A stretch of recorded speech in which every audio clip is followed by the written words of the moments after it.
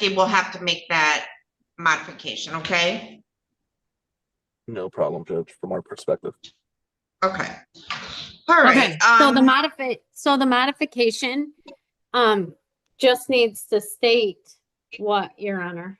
She pled to count 1 and count 2. Okay. And then if so where it says, and count 2 is a misdemeanor, so, but we don't need guidelines or anything. But so under final charges, it would say count 1 and count 2. The rest of it, there was a statement that the count 1 will be entered as a deferred judgment and to pay restitution in full. It just doesn't address the fact that if restitution is paid in full, count 1 will be dismissed and the conviction on count 2 of a misdemeanor would remain on her record. Okay, so if payment is made in full, count 1 is dismissed completely. And then if payment is not made in full by the end of her probation term, count 1 stands and count 2 is dismissed? Correct. Yes. Okay. Okay. All right. So you are Jessica Moran, is that correct? Yes, Your Honor. All right. So Ms. Moran, have you had an opportunity to read and review the pre-sentence report? Yes, Your Honor. Have you had an opportunity to discuss that with Mr. Amadeo? Yes, Your Honor. Are you satisfied with Mr. Amadeo as your attorney and the advice that he has given you? Yes, Your Honor. Mr. or Ms. McClure, do you wish to explain or challenge the accuracy or relevancy of any information in the pre-sentence report? No, Your Honor. Mr. Amadeo? No additions, deletions, or corrections, Your Honor. Thank you. All right. Does the pre-sentence report disclose any prior convictions in which there exists any known constitutional defect? No, Your Honor. None, Your Honor. Thank you. All right. The probation department has computed the minimum sentencing guidelines to be 0 to 9 months. Do you agree with that computation of guidelines, Ms. McClure? I do.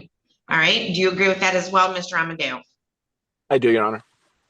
All right. Before the court passes sentence, Ms. McClure, first, do we have anyone that wishes to speak today? And 2, do you have a statement? I'll just make a brief statement if I could. I know there's this sentencing involves 3 different cases, and I know one of the individuals is here observing today. He did provide a written victim impact statement that was on behalf of the Kiwanis Club. And so I would ask the court to consider both victim impact statements. We received, this involves embezzlement from the Kiwanis Club of Morenci, the PTO of Morenci, as well as the Premier Bank where the defendant had previously worked. The Premier Bank is the only one who has not provided a victim impact statement. It's now a different bank, but we had been in contact with them and we had the information from them as to what the restitution was. Hold on a second. Ms. Teskey, I'm going to mute you, or you got to mute yourself. Thank you. And Judge, I agree with the restitution amounts as stated in the PSI. For the record, I have for Premier Bank was $39,000, to Kiwanis Club of Morenci was $5,055, and to Morenci Schools PTO was $2,764. As to the payment to Kiwanis Club, I have addresses for where that payment should be made. And I can provide that to the probation department after sentencing. As to the Kiwanis Club and the PTO in particular, both organizations expressed how they realize this isn't the most amount of money, but in small organizations in small towns, and I know the court knows this, it does affect them. Any amount of money that's taken unjustly, it affects the community as well as the organizations. And in particular, the PTO indicates that this was startup money for other needed fundraisers, and it prevented them from being able to gain any sort of interest on it while it was sitting in the bank. And I assume the same is for the Kiwanis. So I would just ask the court to consider that. And we did make the agreement that we made because Ms. Moran took accountability for this, and I do appreciate that. And I know the organizations appreciate that as well. And I hope that this is a wake-up call for her and she doesn't do something like this again. Otherwise, I would ask the court to follow the recommendation. Thank you. Okay. All right. Mr. Amadeo.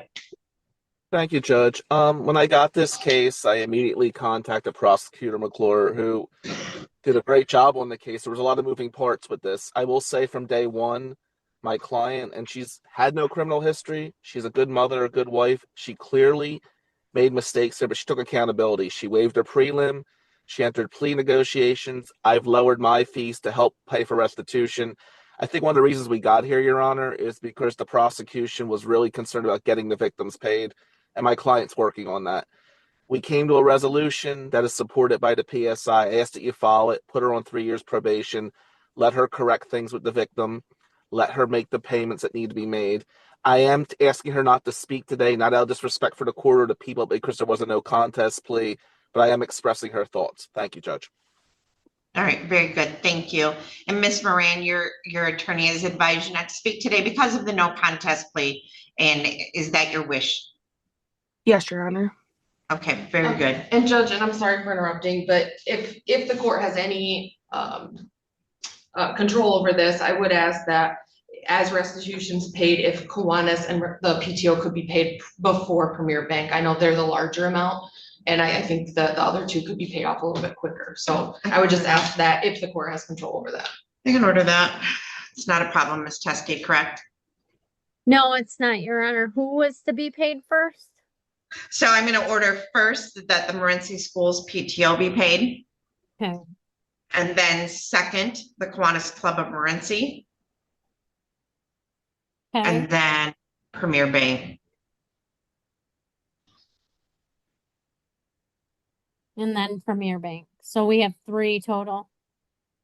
Yes. Okay. Okay, anything else? Ms. McClure? No, Your Honor. All right. Sorry. In determining the appropriate sentence in this case, the court has considered the seriousness of the offense, your history, the principle of proportionality, the statutory penalty, the cost of confinement, the sentencing guidelines, the report and recommendation of the probation department, as well as what has been set upon the record at this hearing, the criteria and reasons for the sentence, and the nature and gravity of the offense, the discipline appropriate to its commission, deterrence against repetition by you and by others, the potential for reformation, vindication for the law, and the protection of society. Sentence of the court that you will be placed on probation for a period of 3 years. During that term of probation, you will obey and comply with all the articles of your probation, not to violate any criminal laws, notify of any change of address or employment status, obey all court orders, not to use or have under your control a weapon of any type. Let's see, you must report to probation. Ms. Teskey, we're going to have a report next Tuesday morning at 8. Yes, Your Honor. All right, so you have to report to the probation department on the 3rd floor next Tuesday morning at 8 a.m. Comply with all written and verbal orders of the field agent. They can enter your house at any time for probation supervision issues or just to verify. You must submit to search of your person, property, vehicle, residence, computer without need of a warrant if they have reasonable cause to believe you have items that violate the conditions of your probation. You must report any police or contact or arrest, loss of employment, change of residence within 24 hours. You can't work in a position where you have direct control over or access to another individual's money. You must maintain employment of a minimum of 30 hours per week. You can also do community service work to help pay off some of the fines and costs, but not restitution. You must pay restitution in the total amount of $46,819. Restitution will be applied first to Morenci School PTO in the amount of $2,764, and the Kiwanis Club of Morenci second in the amount of $5,055. The balance of $39,000 will be paid to Premier Bank. You must execute a wage assignment to pay restitution if you're employed and miss 2 regularly scheduled payments. You must surrender all income tax returns, state and federal, and any bond that was posted. You must pay a crime victim assessment fee in the amount of $130, $30 supervision fee, $60 if we are required to put a tether on you, or court costs in the amount of $750.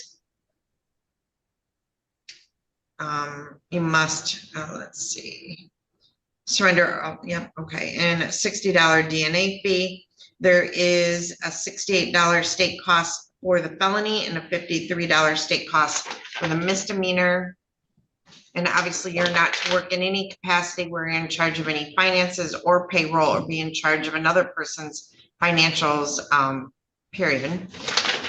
And outside of your own.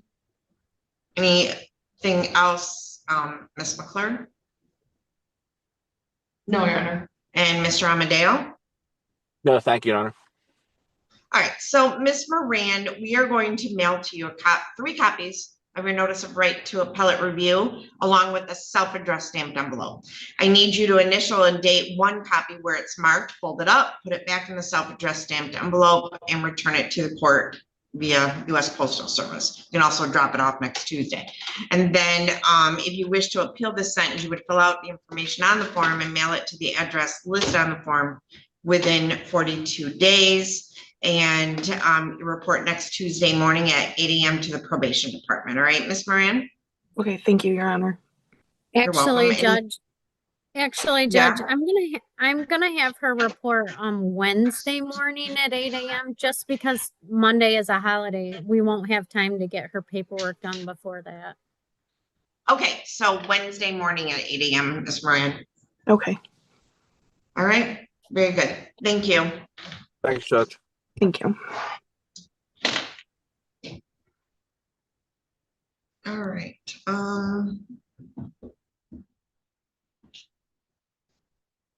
John, you're here on Ricker? Yes. Okay, give me just a minute. Mr. Castleberry, you have Rickner. Okay, so.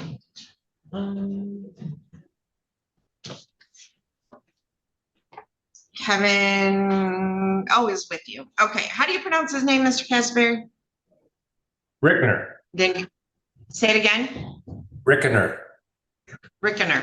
All right, and just so you know, I wasn't even able to get audio on your client from where he was sitting. All right, so this is in the matter of the people of the state of Michigan versus Kevin Allen Rickner, file number 25-22416FH, 25-22416FH, and Bert Castleberry appearing on behalf of the defendant. And again, I have Phoebe McClure appearing on behalf of the people. This is the date and time set for sentencing.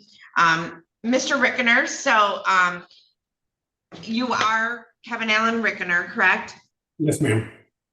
Okay, Yes, ma'am. so and I'm going to need you to speak up nice and loud. So Mr. Rickner, have you had an opportunity to read and review the pre-sentence report?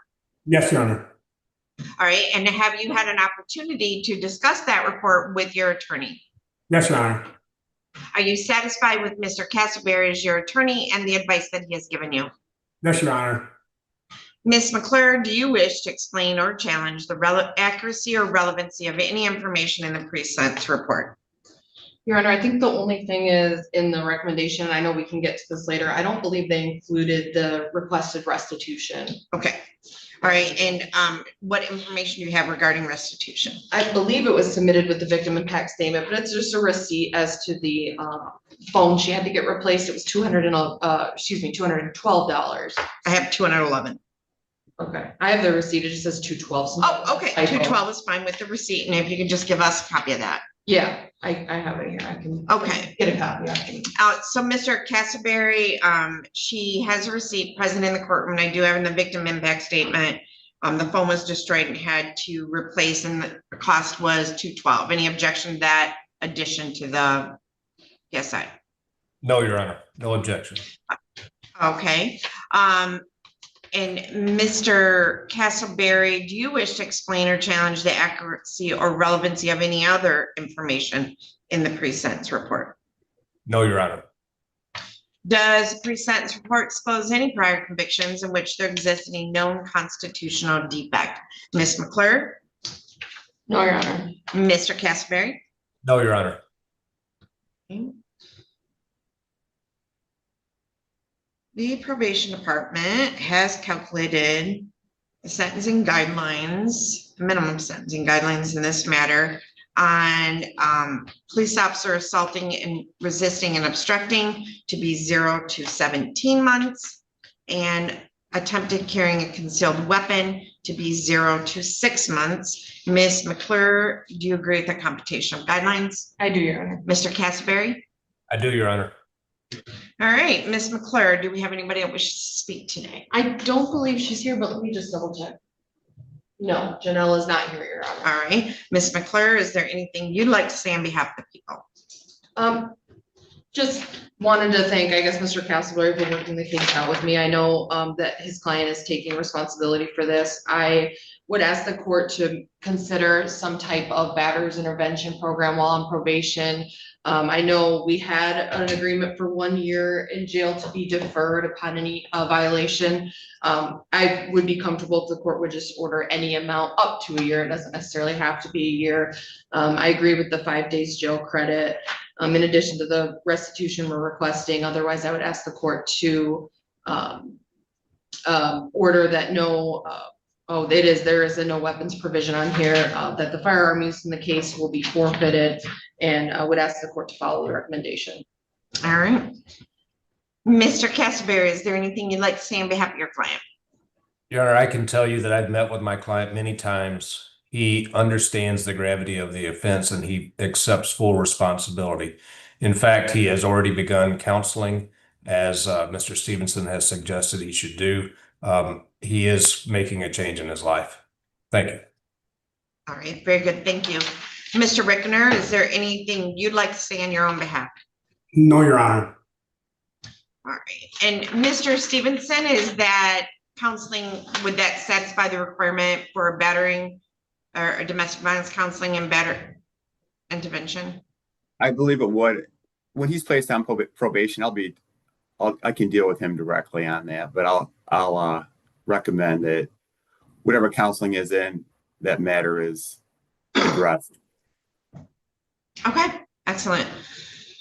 Okay, in determining the appropriate sentence in this case, the court has considered the seriousness of the offenses, your history, the principle of proportionality, the statutory penalty, the cost of confinement, the sentencing guidelines, the report and recommendation of the probation department, as well as what has been set upon the record at this hearing. The criteria and reasons for the sentence are the nature and gravity of the offenses, the discipline appropriate to its commission, deterrence against repetition by you and by others, the potential for reformation, vindication for the law, and the protection of society. All right, it is sentence of the court that you will be placed on probation for a period of 2 years. During that term of probation, you will obey and comply with all articles of your probation. You must not use or possess alcoholic beverages or other intoxicants. You must not use or possess any illegal controlled substances or paraphernalia. You must comply with all requirements of alcohol and controlled substance testing by the field agent. You must complete outpatient or residential substance abuse treatment when referred, complete a substance abuse assessment if referred. You must not have verbal, written, electronic, or physical contact with a victim JA in this matter, either directly or through another person. And you must not be within 500 feet of their residence, school, or place of employment. You must not use any object as a weapon. You must not own, use, or have under your control or area of control a weapon of any type or any imitation of weapon, and the weapon is to be forfeited. Is that correct, Ms. McClure? Yeah. Yes, that is correct. All right. You must allow the field agent into your residence at any time for probation supervision, submit to search of your person and property, including but not limited to your vehicle, your residence, your computer, without need of warrant if the field agent has reasonable cause to believe you have items which violate the conditions of your probation.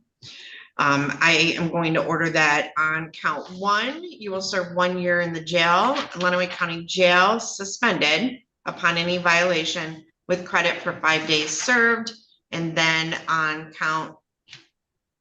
the domestic violence count and the carrying concealed weapon count, you will receive credit for 1 day or 5 days in Lenawee County Jail. You will pay us $30 per month supervision fee or $60 per month if we have to place you on a tether. You must pay $750 in court costs. $60 DNA fee, $168 in state costs. There's $212 in restitution that would be paid first, and you are to report to the probation office as required. And obviously. Okay. All right, and anything else, Mr. Stevenson? When would you like him to report? I'll have him report January 27th at 9 a.m. All right. You're going to report January 27 at 9 a.m. in person. Mr. Castleberry, would you like us to email over to you the notice of right to appellate review to have your client sign now? Yes, Your Honor.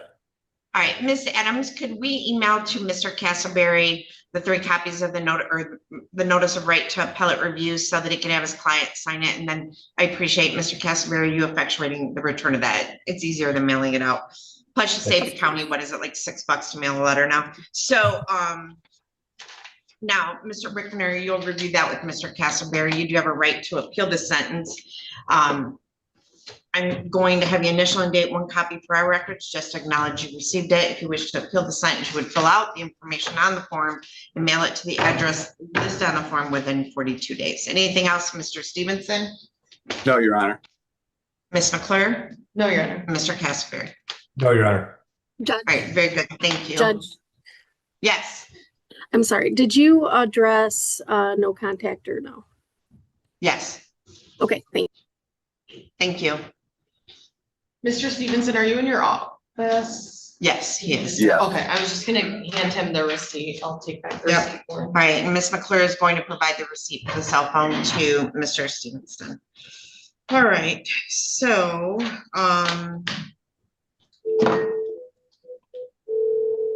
I believe we're all set, Mr. Casper. Thank you. Thank you. Thank you, Judge. Thank you. Daniel Miller. Hi, this is Judge Anselone. I have jail Zoom 1 and jail Zoom 4 available and open it in my Zoom, but I am ready for Antonio Hodges and David Saenz. Okay, Okay, thank you. you got it. Bye. All right, Mr. Glazier, is Miss Ricker present in the courtroom? Yes, she is. All right, Miss Ricker, why don't you go have a seat by Mr. Glazier? This is, Miss Holly, do you have this information? I talked to the prosecutor, I don't, But are you aware of it and taking I'm notes? aware, sort of don't need to take notes, I don't think so. But Oh, if I okay. do- But if I do, Okay, I'm here. okay, all right, so this is in the matter of the people of the state of Michigan versus Penny Sue Ricker, file number 25-22404FH. Ms. Ricker is present in the courtroom and represented by John Glazier. I have Alexander Bayanetto appearing on behalf of the people. This is the date and time set for, I don't know, what are we here for? Plea, Your Honor. It is a plea? is. Well, she said she wasn't sure, so I was like, maybe they're not clean today. So I do have, my notes do say this would be a plea. This matter is assigned to Judge Michael Olsaver, and I am hearing it today on his behalf. So, Mr. Glazier, how would you like to proceed today? My client's gonna plead no contest to aggravated assault. The understanding that the formalist assault will be dismissed. Mr. Glazier, I have a court reporter here. Can you move the microphone in front of you? She's zooming. So could you repeat that louder, Yeah, please? she's gonna plead to aggravated assault, a 1-year misdemeanor, with the understanding that formalist assault would be dismissed. There would be no upfront jail, but if she violates her probation, it would be a year in jail. Okay, so she's gonna plead guilty to count 2, count 1 noli pros. No upfront jail, but if she violates, she will serve 1 year in jail. Yes, sir.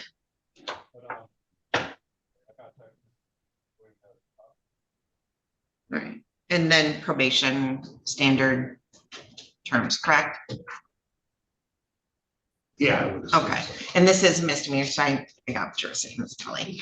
All right, and Ms. Adams, when do they report to district court for a PSI? Is it Thursday mornings the following week? Yes, Thursday, Okay. correct. Okay, so you are Penny Sue Ricker? Yes. All right, and Mr. Bandetto, is that a correct recitation of the plea? It is, Your Honor. All right, so I'm gonna let Ms. Ricker review that advice of rights and sign it. Mr. Glazier, I provided that to her. Or my bailiff provided that to What her. was that? We gave her advice of rights, so she's reviewing that and signing now. She's 17. Yeah. 16 one.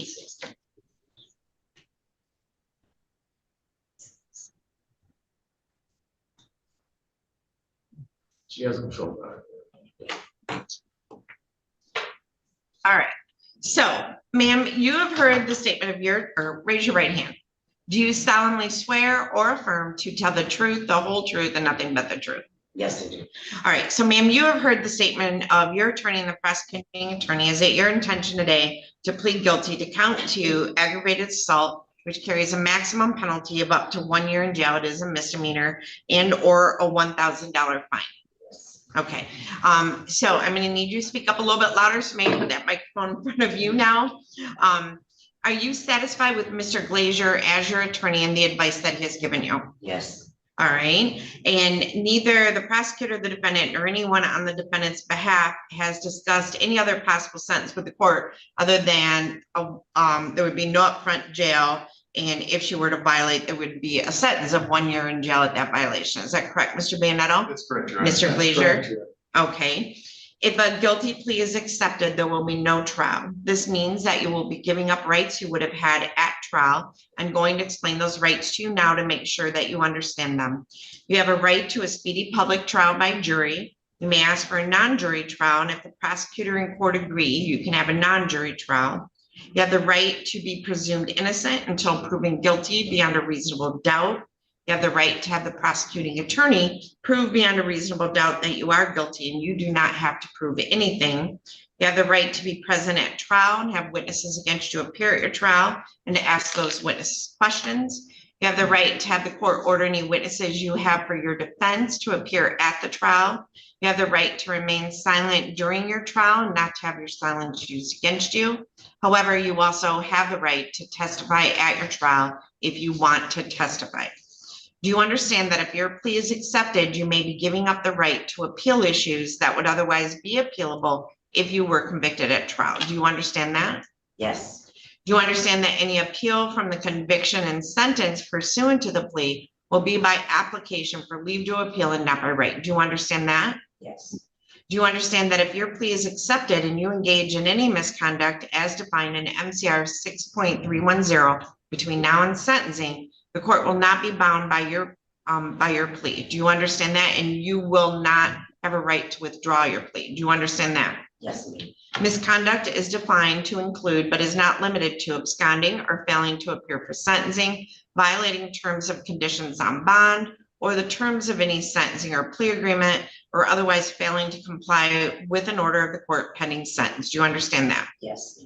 If you are not a citizen of the United States of America, a conviction of any crime may result in deportation, exclusion from admission to the United States of America, or denial of naturalization. Do you have any questions about the rights that I've given to you? No, ma'am.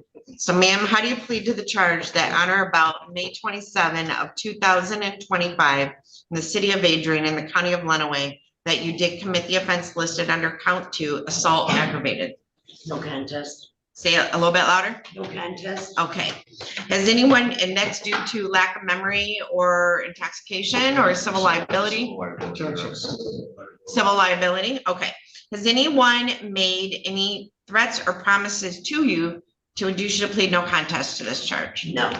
Do you understand that if I accept this plea, you will be giving up any and all claims that your plea is given as a result of promises or threats that were not disclosed to the court on the record during this hearing, or that it was not your own choice to enter the plea? Do you understand that? Yes, ma'am.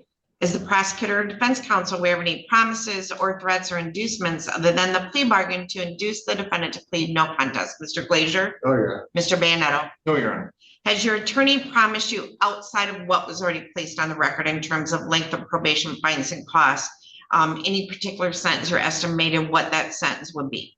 No. Okay. Is it your own choice to plead no contest? Yes. All right. So who's placing the factual basis on the record? I can, Your Honor. All right. Your Honor, had this matter proceeded, or I apologize, reading from police report number 250007889 from the City of Adrian Police Department. Had this matter proceeded to trial, the people would have proven beyond a reasonable doubt that on or about May 27th, 2025, in the City of Adrian, in the County of Lenawee, the defendant, Penny Ricker, did drive Joshua D. Moline, who I believe is her son, to the address of 1111 East Butler Street. At that time, there was a no contact order between Josh D. Moline and Shelby Carey. Your Honor, the Ms. Carey was made aware that Josh was there and instructed her mother, Shelley Gallant, to go over to the residence, figure out what was going on, because Ms. Carey's minor daughter was there at the time. Your Honor, there was a verbal altercation between Ms. Gallant and Ms. Ricker and Mr. Demoline, who were all present on the scene. Ms. Gallant did attempt to call 911 to have law enforcement intervene in the altercation. During that phone call to 911, she was standing in the middle of the driveway at 11. Ma'am, you can't talk. I'm sorry, you're not allowed to talk back there. At 1111 East Butler Street. Your Honor, at that time, Ms. Ricker did accelerate the truck that she was driving, striking Ms. Gallant. Okay, so we have to be quiet in the courtroom. Can't be quiet in the courtroom. We can go be loud in the hallway, but we don't talk. So I can hear a voice back there, so I don't know who it is. It's okay. Thank you. Ma'am, stop talking. I'm gonna hold you in contempt. Your Honor, after Ms. Gallant was struck with the truck, Ms. Ricker got out of the vehicle and another verbal altercation Wait, you gotta started. back up. So she was driving the vehicle. You said she accelerated the vehicle and struck Ms. Gallant. Yes. Okay. Your Honor, there was another verbal altercation. Ms. Ricker got out of the truck, pushed Ms. Gallant to the ground, got on top of her, and repeatedly struck her. Indications also show that Ms. Ricker was, in fact, slamming Ms. Gallant's head into the concrete. As a result of injuries sustained during this assault, Ms. Gallant had to go to the hospital to seek medical treatment. Your Honor, given those facts, I believe the elements of aggravated assault would be met. All right, Mr. Glazier, any additions or corrections? Yes, Your Honor, I want to put on the record, we did not stipulate to those facts. Obviously, that's what the police report says. My client certainly admits that she pushed the victim down, and she did, I think, receive some stitches to her head. It would have been an aggravated injury. Okay. All right, so based on the facts placed on the record and the information contained in the police report, the court does find beyond a reasonable doubt that on May 27 of 2025, in the City of Adrian in the County of Lenawee, the defendant did commit the offense of assault aggravated by driving a motor vehicle to their home, accelerating and striking Ms. Gallant with that vehicle, and then later getting out of the vehicle, pushing her to the ground, where she sustained injuries that required her to go to the hospital, evidently for stitches. So therefore, the court accepts the no contest plea based on civil liability. Has the court complied with MCR 6.302 B, C, and D? Mr. Banetto? Mr. Glazier? Yes, it has. Yeah. Okay, accept the plea. It's been given understandably, voluntarily, and accurately. The defendant has full knowledge of her rights. She does have competent counsel. Other than the Killebrew agreement that was placed on the record by the prosecutor and counsel, this court has made no agreement regarding the possibility of a plea or possible sentence in this case with the prosecutor, the defense attorney, the defendant, or anyone acting in the interest of either of them. I am going to refer this matter to the district court probation department, ma'am, because it is a misdemeanor. So that would be on the first floor. And next Thursday morning between 8 and 10, I need you to check in at district court probation. Now, ma'am, this file is assigned to Judge Olsaver. So listen to me. You have a right to be sentenced by the judge that took your plea. Obviously, I am accommodating Judge Olsaver because he is at a conference today. So I took this plea to benefit you. So you have a right to be sentenced by me, or you have a right to be sentenced by Judge Olsaver. Mr. Glazier, I don't know who your client would like to be sentenced by. I don't know if she cares. We don't really care. All right, so she waives her right to be sentenced by me. Yeah, that's fine. All right, so we will set this matter for sentencing in front of Judge Olsaver. Mr. Glazier, I have February 27 or March 5.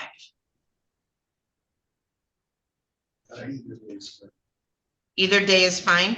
So I will set this for sentencing in front of Judge Olsaver on February 27 at 8:15 in the morning. And Mr. Glazier, your client also has a right to be present in person, or she can appear via Zoom. So Mr. Glazier, you can have that discussion. What would you prefer?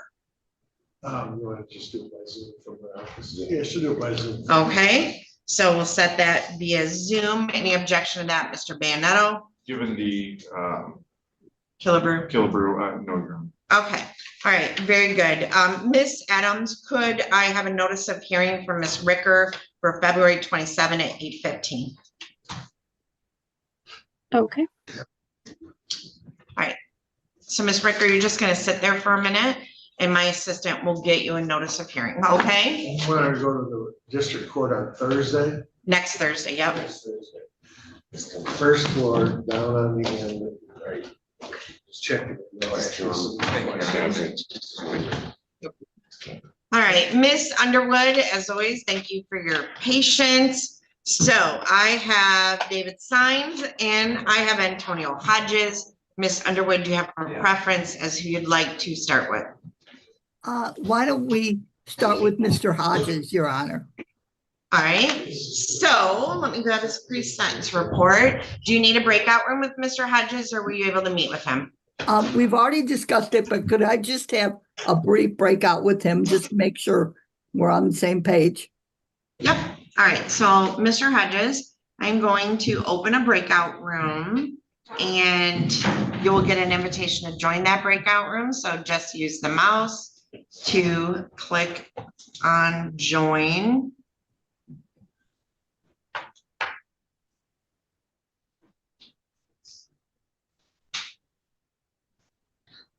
So Mr. Saenz will be with you in a minute.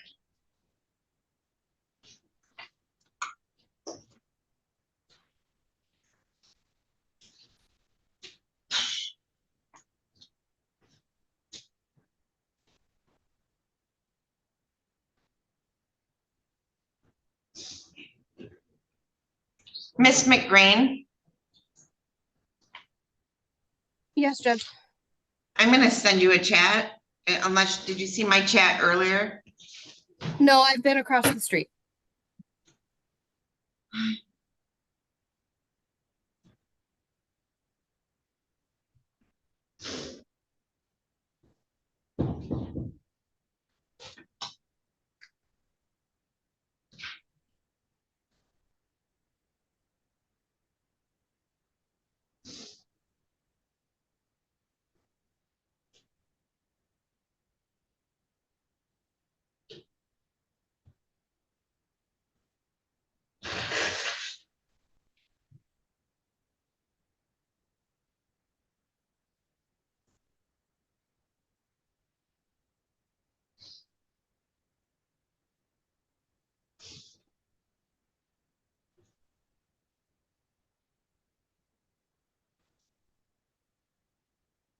All right, I'm going to close the breakout room.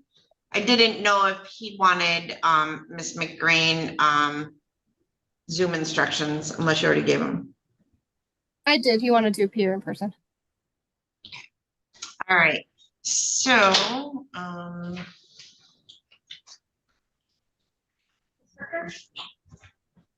thank you. And Ms. Ricker has received her notice of hearing. Thank you, Ms. Adams. Thank you. I'm going to have to do my docket, so you can take them back.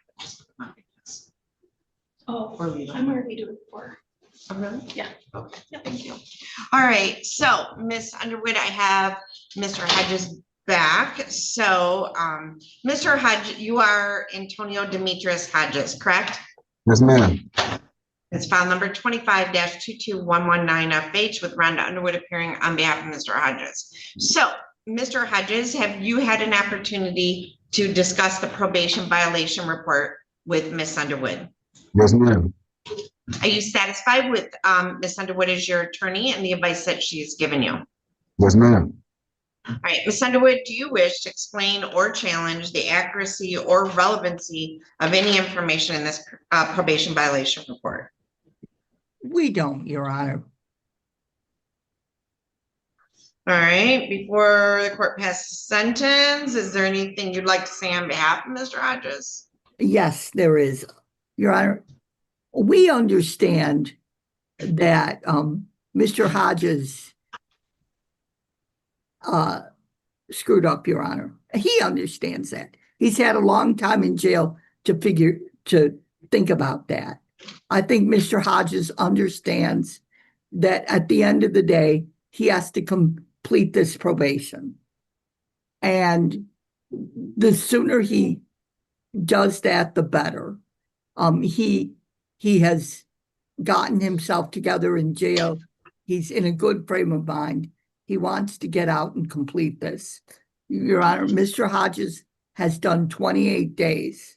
The probation department is recommending 90. Your Honor, it's my hope that the court, Mr. Hodges is going to have to get out, start paying on these fines, and start complying. And I think the sooner he does that, the better. And he does. And jail at this point, he has, it has allowed him to get a new appreciation for probation, Your Honor. And I think he's prepared to take his probation officer very seriously.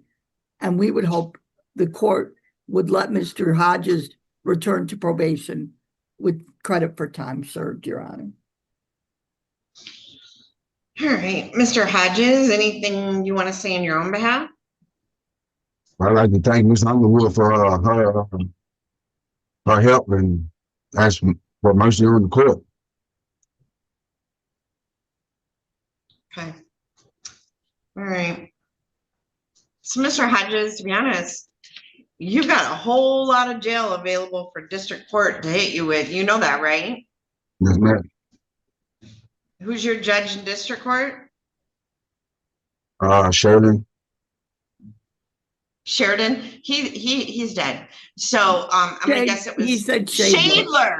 Okay. Because I was like, Sheridan would come back from the grave to sentence somebody on a domestic violence for sure. He would enjoy that. All right. So yeah, so Shadler as well. So Judge Shadler, you know, she has a lot of jail because you've got like a whole bunch of domestic violence cases down there. And I can tell you on the whole, judges do not like domestic violence cases. So, all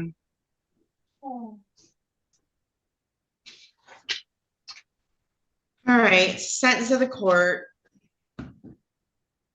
that you'll be continued on probation, must complete a domestic violence prevention program as ordered. Was in the process of doing that class before this happened. I had I'm sorry, Mr. Hodges, hold on 1 minute because you're kind of garbled. Scoot up a little bit. What did you say? I had already paid for the first semester of the class, but I didn't get a chance to do my orientation with. I had, because it's $30 a class and it's $50 to pay for the class. Okay. So I had already paid for the class. I haven't did the orientation yet because of this happened, and I'm willing to do whatever I gotta take to make that happen. So I can take care of it. Okay. All right, and you can work with probation on that. All right, and you will serve 90 days in the jail, and I'll give you actually credit for 31 days is what it says on the probation report. So credit for 31 days. Now you do have the right to appeal this sentence. We're going to send over to the jail your notice of right to appellate review. We'll have the initial and date, one copy for our records, the other copies are for you. If you wish to appeal the sentence, you would fill out the information on the form and mail it to the address listed on the form. All right? Yes, ma'am. All right, and Mr. Hodges, good luck to you. Thank you. Hmm. All right, Ms. Underwood, let me. All right. I have a jail room open, but other than Mr. Saenz, I don't know who that is, but I don't need it. All right, all right, in the matter of the people of the state of Michigan versus David Royal Saenz, file number 24-22047FH. Says date and time, scheduled for contempt and violation of probation or violation of probation. Mr. Saenz, you had requested court-appointed counsel. Ms. Underwood was appointed to represent you. Do you need a breakout room, Ms. Underwood? Yes, please, Your Honor. All right, so Mr. Saenz, I'm gonna open up a breakout room. And go ahead and use the mouse to click on join, okay? All right, thank you. You're welcome.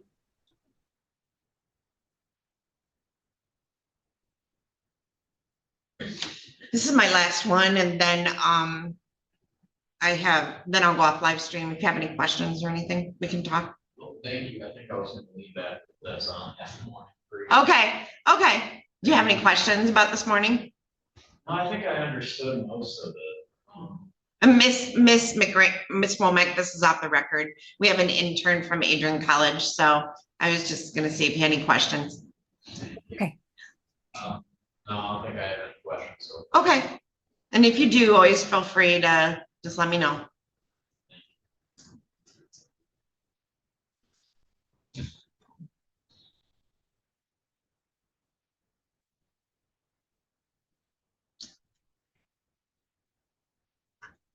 Guess this was a good day to watch. Just about everything happened today. Yes, it was. Yep, my other intern zoomed in because he has a drive, so Okay. he zoomed in because the roads. So it was, yeah, it was kind of a varied morning for sure.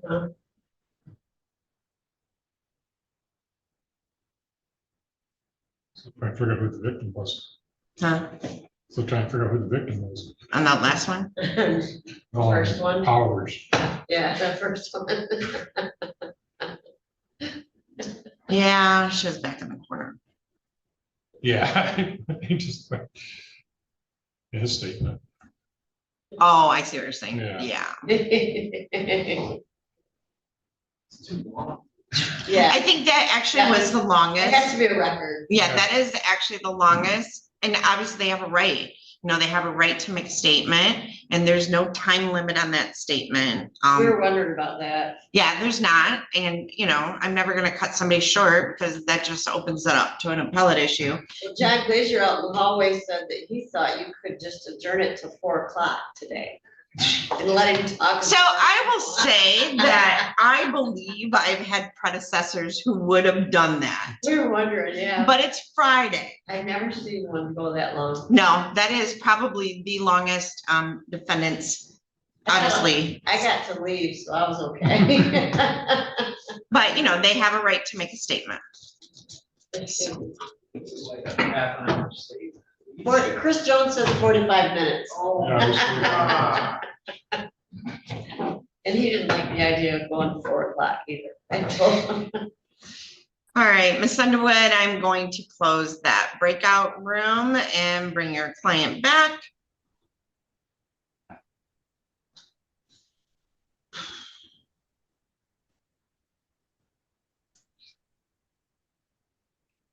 All right, so Ms. Underwood, we are back with Mr. Saenz.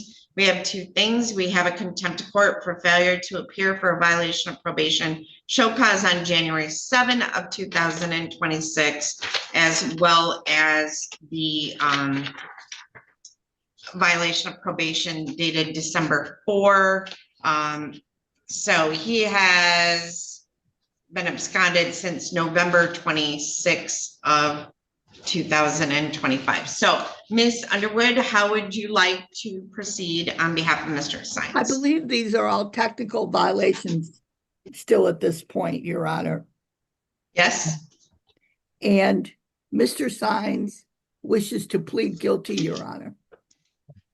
All right. So, Mr. Saenz, do you want to raise your right hand? Do you solemnly swear or affirm to tell the truth, the whole truth, and nothing but the truth? Yes, ma'am. All right, and Ms. Underwood, I do have a note in my file that he pled his charge back in the beginning, and there was a COBS agreement. It remains and completes front jail, so he must have, so I don't, what is HL? That's, Harbor Light. Harbor Light, and he did, He was in there.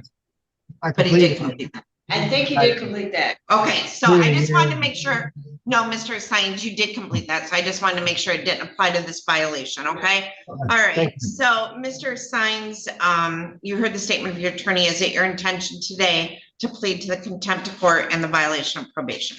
Yes, Your Honor. All right, and you said you were satisfied with Ms. Underwood as your attorney and the advice that she has given you? Yes, Your Honor. Obviously, on the possession of methamphetamine, the violation carries a maximum penalty of up to 10 years in prison. Do you understand that? Yes, ma'am. And the contempt of court carries a maximum penalty of up to 93 days in jail. Do you understand that? Yes, Your Honor. All right. Do you understand that you have a right to contest this violation of probation charge and to have a trial on it? Yes, Your Honor.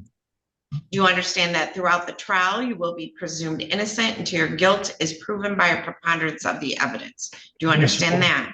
Yes, Your Honor. You have a right to have all the witnesses against you appear at your trial, to have your lawyer ask those witnesses questions, or you may ask them yourself, and to have me order any witnesses you might have to appear at that trial. Do you understand all of that? Yes, Your Honor. You do not have to testify at your trial, and no one can say anything about you not testifying or hold it against you in any way. Do you understand all of that? Yes, Your Honor. On the other hand, do you understand that you have a right to testify at your trial if you want to testify? Yes, Your Honor. How do you plead to the charge that you violated the terms of your probation and that you tested positive on or about November 19 of 2025 to crack and or / cocaine at the Philadelphia house in Monroe, Michigan? Guilty or not guilty? Guilty. Your And how do Honor, you plead to the? Mr. Saenz, Yeah. I'm sorry. I'm just going to interrupt for Mr. Saenz. Did you tell me that you didn't, you weren't actually tested, but Yeah, you actually- admitted? Yeah, I admitted, but I was never tested. So. Okay, so you admitted. Okay, so you admitted though to using, was it crack or Yeah, what form of cocaine? Yeah, Crack, yeah, they didn't okay. test it, so it wasn't on legal paper, no. Okay, all right, so you admitted to that. All right, and then how do you plead to the charge that you failed to report as instructed on November 26th of 2025 or any time thereafter? Guilty, Your Honor. All right, and how do you plead to the charge that you left the Philadelphia house in Monroe and failed to notify the probation department of your whereabouts any time after that? Guilty or not Your guilty? Honor. Guilty. And how do you plead to charge that you failed to pay anything towards your court-ordered monetary obligations, still owing $948 plus all of your state supervision fees? Guilty or not guilty? Guilty. Guilty. All right. And how do you plead to the charge that you failed to appear for a violation of probation show cause back on January 7 of 2026? Guilty or not guilty? Guilty. All right. Do you understand by pleading guilty, you'll be giving up your right to a trial as I've already explained to you? Yes, Your Honor. Has anything been promised to you to get you to plead guilty? No, Your Honor. Has anyone threatened you in any way to get you to plead guilty? No, Your Honor. If I accept this plea, you will be giving up any and all claims that your plea is given as a result of promises or threats that were not disclosed to the court on the record during this hearing, or that it was not your own choice to enter the plea. I'm sorry. Do you understand that? Yes, Your Honor. Is it your own choice to plead guilty? Yes, Your Honor. All right, so Mr. Saenz, you were placed on probation. You have multiple terms. One of them was not to use any illegal controlled substances. And did you use crack cocaine back on or about November 19 of 25? Yes, I did, Your Honor. All right, and then you tested or you admitted to use of it, and then you left Philadelphia house in Monroe after using that. Is that correct? Yes, Your Honor. They kicked me out, yeah. Yeah, and did you notify your probation No, I did officer not. of your whereabouts after that? No, Your Honor. All right, and then did you report to probation anytime after that? No, Your Honor. And during the term of probation, you had a balance of $948 in monetary obligations, and you have failed to make payment on that. Is that correct? Yes, Your Honor, I failed to pay on it. Okay, and then we did a show cause for a violation of probation, requesting that you appear here on January 7 of 26. Did you appear for that hearing? No, Your Honor. Okay. I accept the pleas. They've been given understandably, voluntarily, and accurately. The defendant has full knowledge of his rights. He does have competent counsel. I'm going to refer this matter to the probation department for a violation of probation sentencing. Ms. Adams, do you want me to use the, what date, 15, 16? Or no, not that's this week, sorry. 22nd or 23rd? Yes, 23rd at Right. 8:15.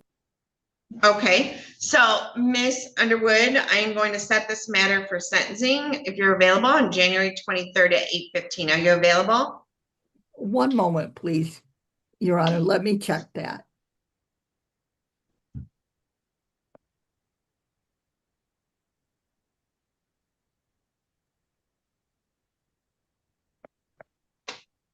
I'm sorry. Okay, sorry.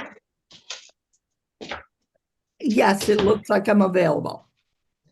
So Mr. Saenz, I'm going to set this for sentencing next Friday. And so Miss Holly's going to do an update to the probation violation report.